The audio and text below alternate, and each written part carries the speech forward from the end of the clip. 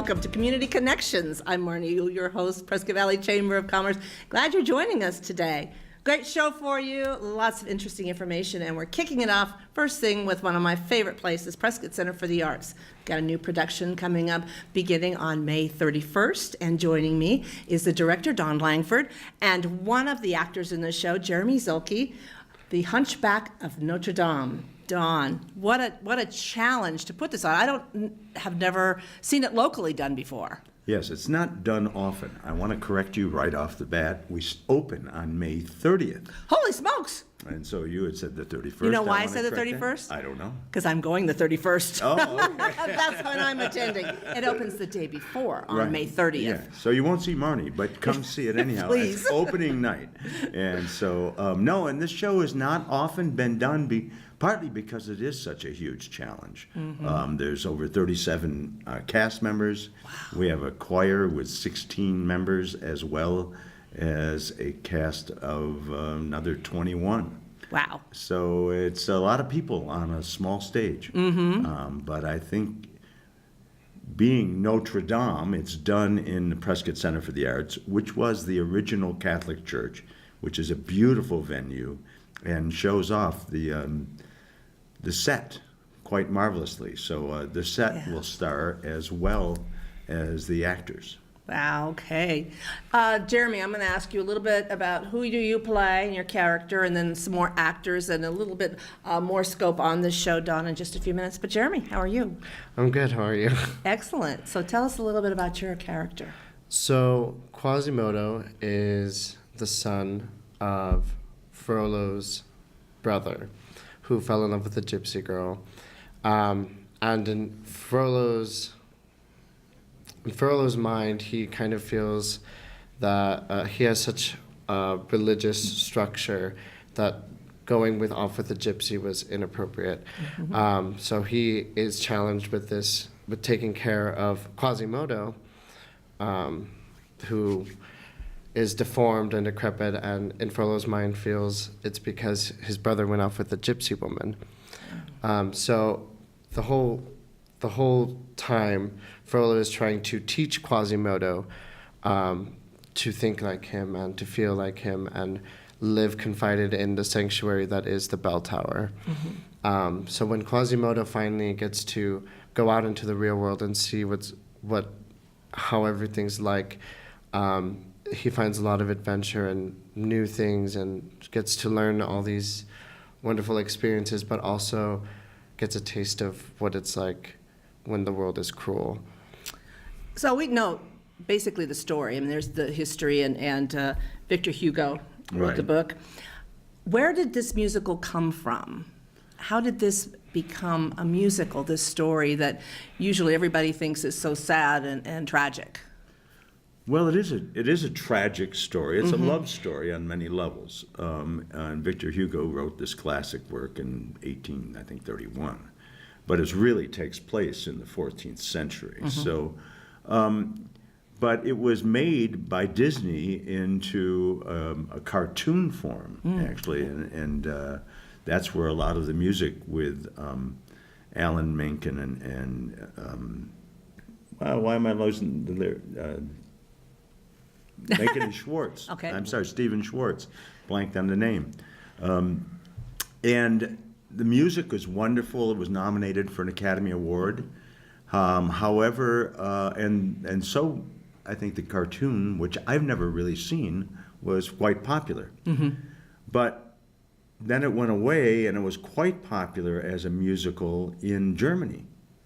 They rewrote it, add some other music to it, and made it a more adult version, which is what we're doing, which came back about 5 years ago and was played in La Jolla. And it was a beautiful score with some wonderful music, a very classic piece, and has now begun to make the rounds of the community theaters. Mm-hmm. It's never been performed on Broadway. It's almost made it to Broadway. Oh, okay. But it's never been a Broadway production. And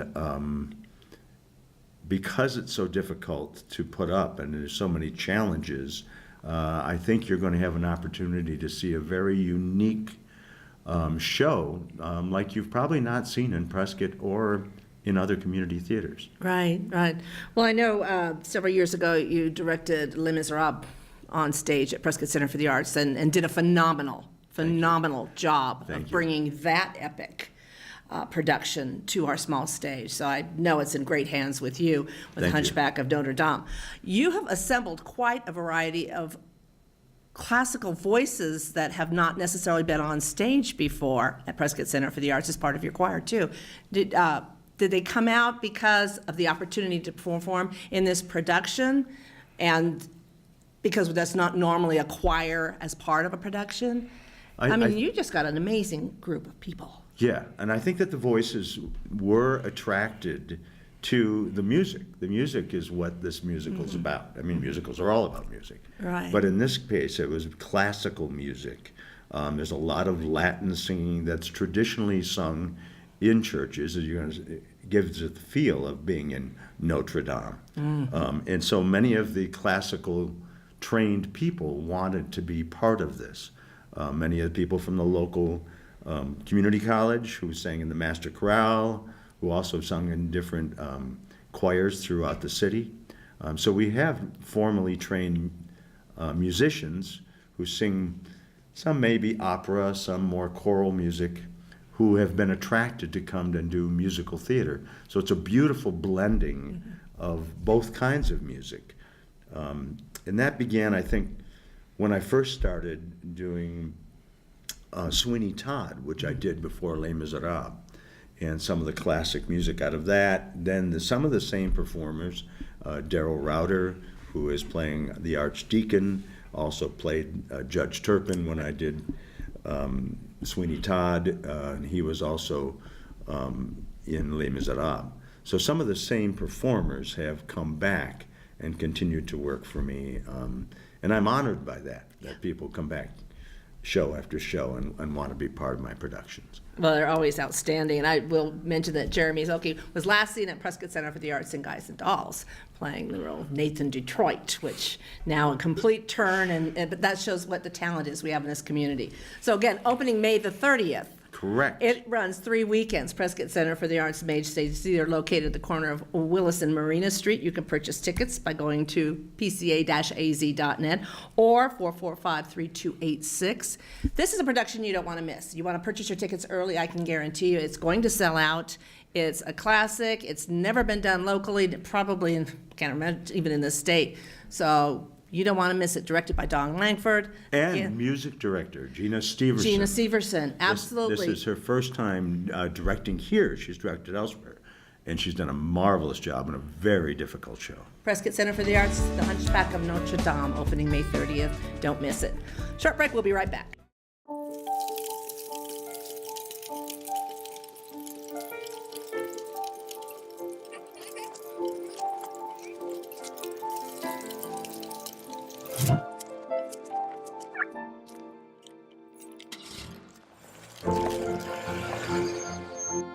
Did you know parking over tall, dry grass can spark a wildfire? Only you can prevent wildfires.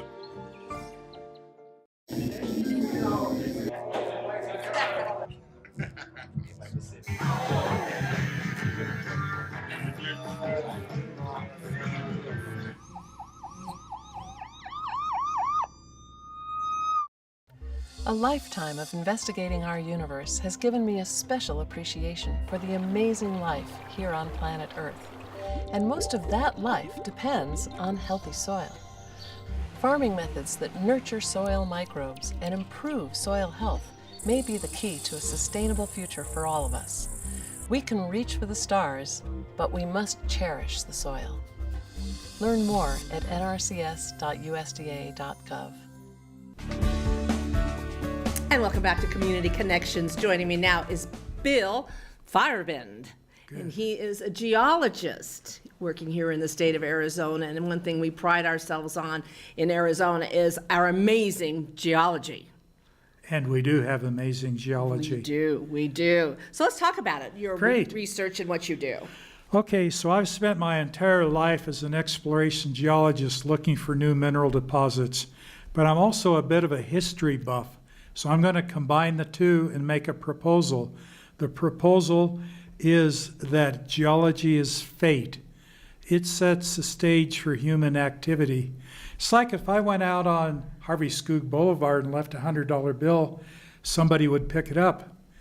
That somebody would be what history records. Where the $100 bill came from and how it got there is what geology tells you. So just to kind of put it in context. Now, all of this, it's really interesting because we do not live on a cold, dead planet. We live in a dynamic planet driven by heat.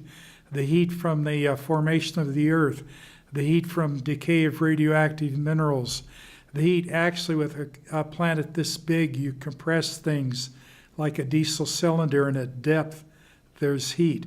We have lots of heat to deal with. The Earth is also layered by density. So you end up with dense rocks in the core, the mantle, and on the surface is the lighter silica and aluminum-rich rocks we call continents where we live.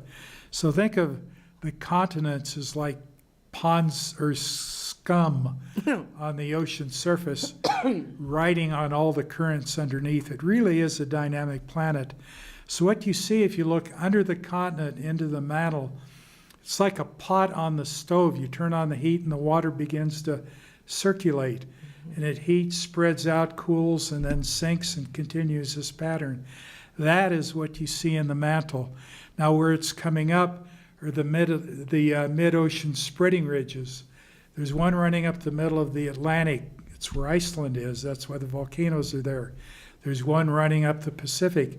So we got the Earth girdled by these spreading centers with the continents riding on top like boats, like rafts being rafted along. Now, what happens since we have like the Atlantic and Pacific spreading centers pushing the mantle rocks, basaltic composition come up, cool, and are spread out, pushed and spread out, so they have to meet somewhere. If there's no continent involved, it is just ocean crust meeting ocean crust. Something has to give. One side is going to be forced up and over and the other down.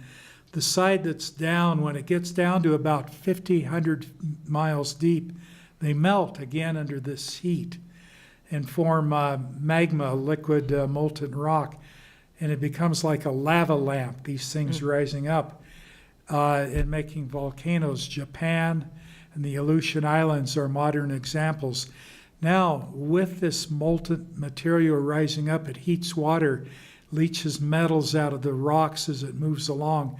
And when this hot water squirts out into the cold ocean, the chemical shock of that cold water deposits some metals, form a metal deposit.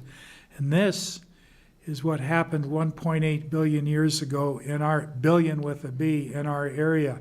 And the result is Jerome, the copper deposits at Jerome. Oh, okay. Yeah. And the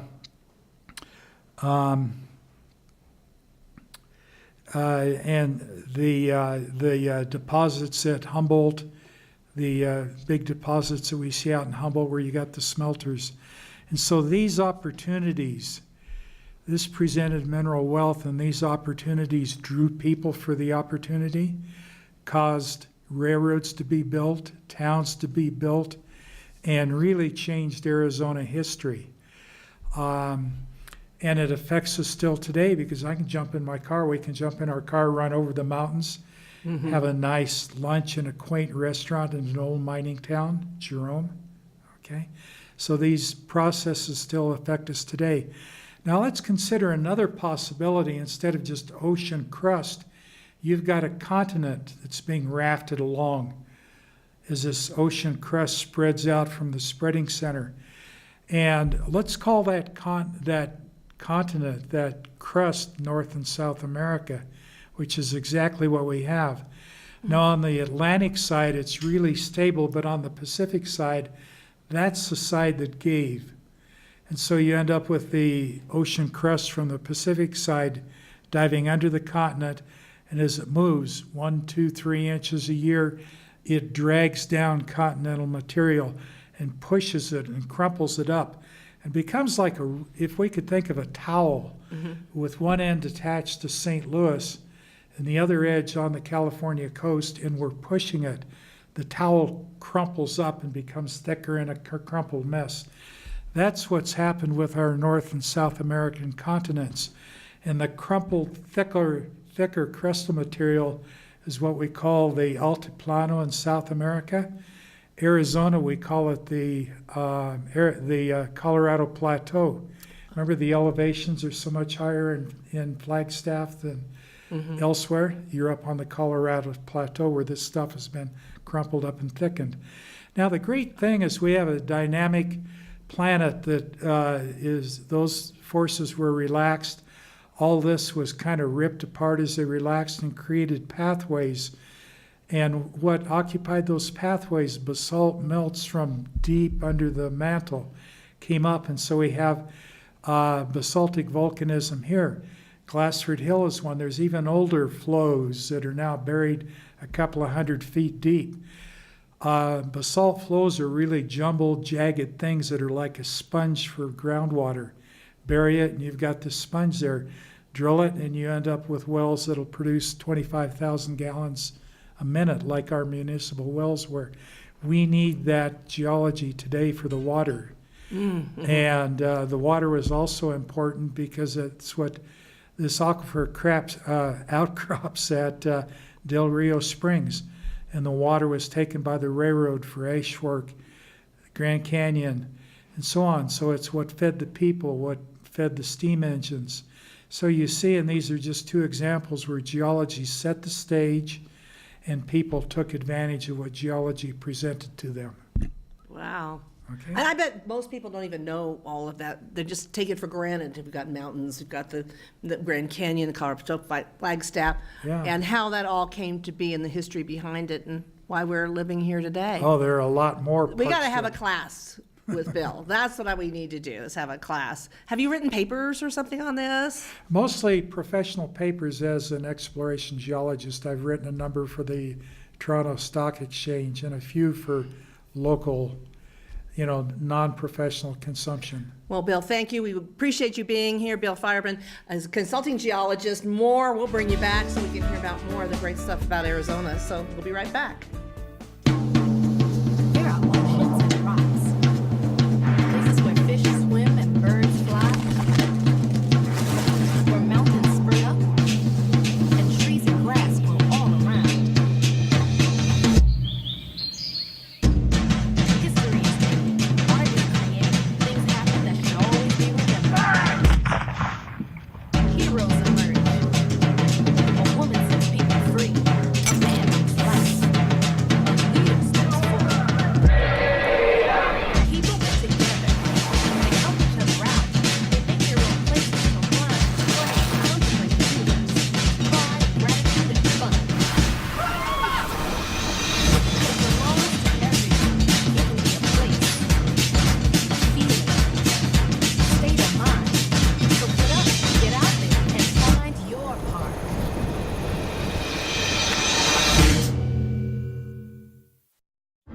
Are your children in the right car seat for their age and size? It may be too late to check when you're on the road.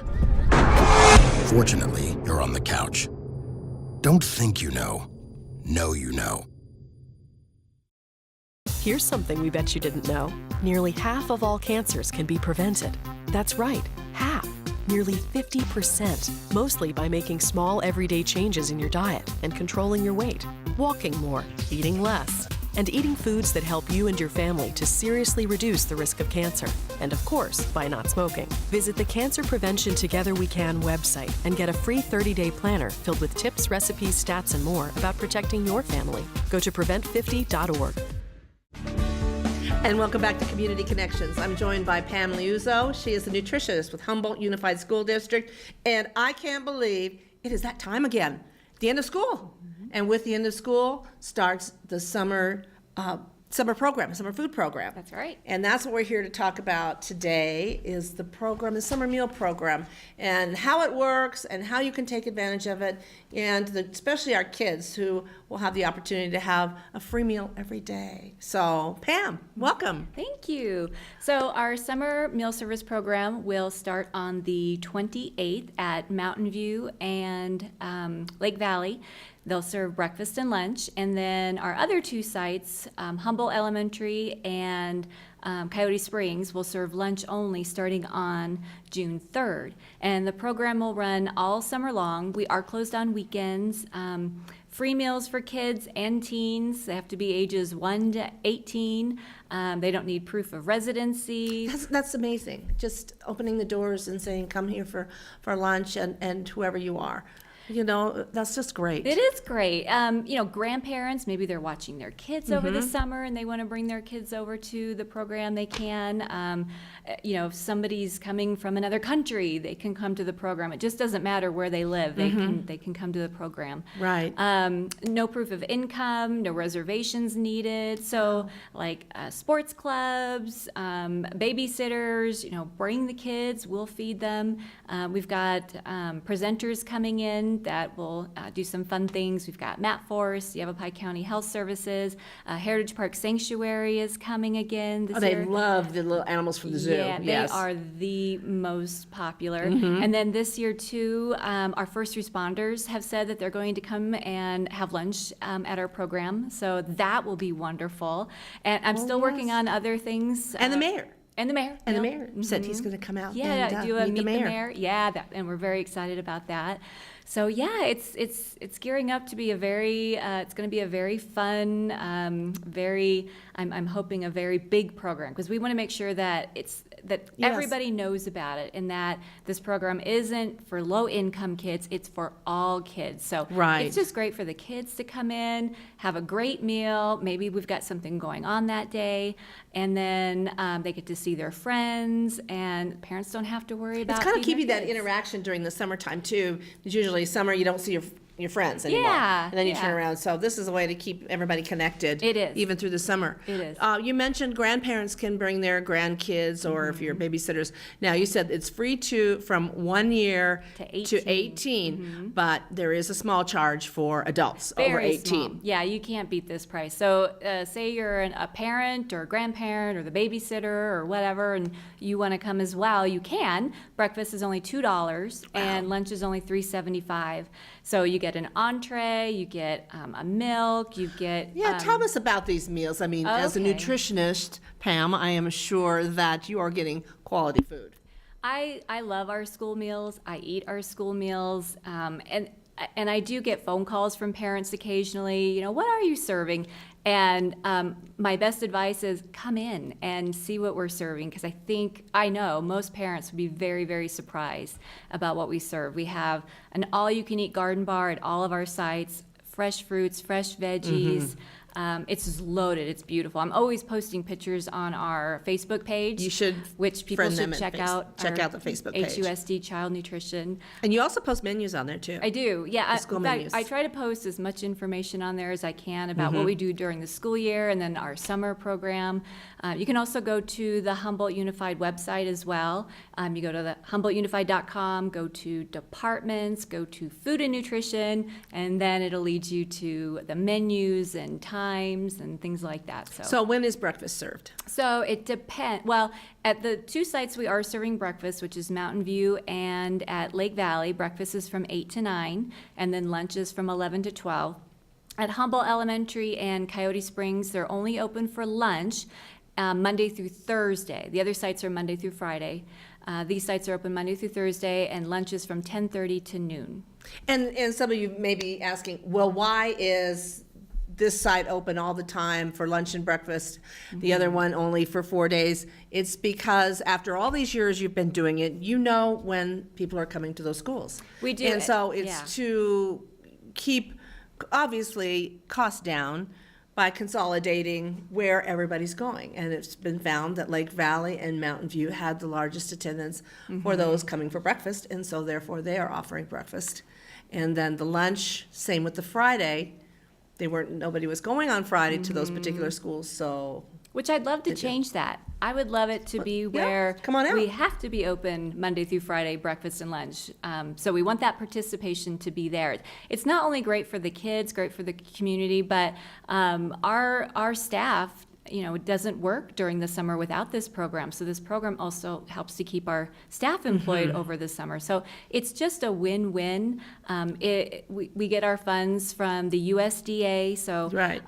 That's how we're able to do this It's funded incredible through the program. United States Department of Agriculture, which means there's no cost to our taxpayers for this, other than the high-level federal government and the taxes we pay that funds those big departments. But our local school taxes, the things that we pay into Humboldt, it's not included Right. in that. So this is funded from outside, which is really nice. And we're feeding kids, so to me, that's a wonderful Exactly. thing. Yeah. Well, we have, the backpack program, where Hungry Kids program, that takes care of our kids throughout the year on the weekends. And it's sad to say that, we do help our kids. And so this is another program that takes care of the summertime food situations for a lot of them.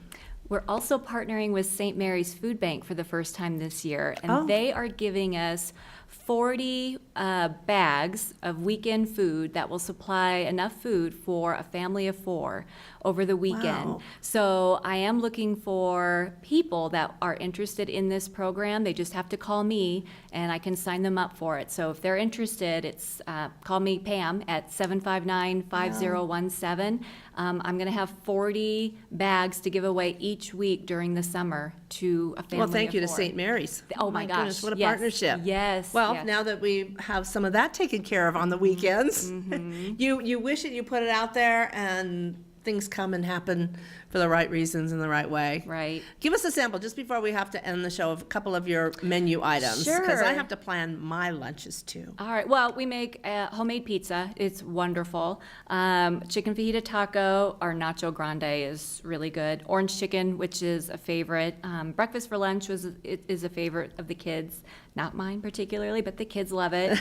Let's see. I'm gonna say, one of my favorites. We have turkey with gravy and mashed potatoes and breadstick, and it's just a wonderful meal. But we also have everyday alternates. So just if you just want a regular sandwich. There we go. Or, Nutritional benefits, a good lunch. Humboldt Unified School District Summer Meal Program, Pam Leo. So thank you for joining us. Thank you. Thank you all for joining us here on Community Connections.